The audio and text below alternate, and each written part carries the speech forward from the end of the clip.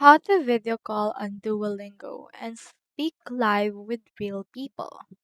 So, if you're interested on speaking with people on Duolingo in order to learn with each other, what you can do is you can head over right here into this site, which is duolingo.com/events. From in there, you can see in here any Duolingo's scheduled events. For example, we have in here this communications conference. We also have in here the past events like earnings calls, summits, as well as other options for the events. Alternatively, you can also head over to meetup.com.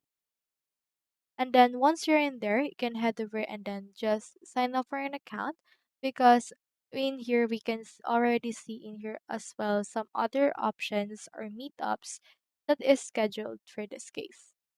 You can just head over to language and you can see in here some other options or classes or Zoom meetings that you can speak with other people in Duolingo. So that's how you video call on Duolingo and speak live with real people. Hope we helped.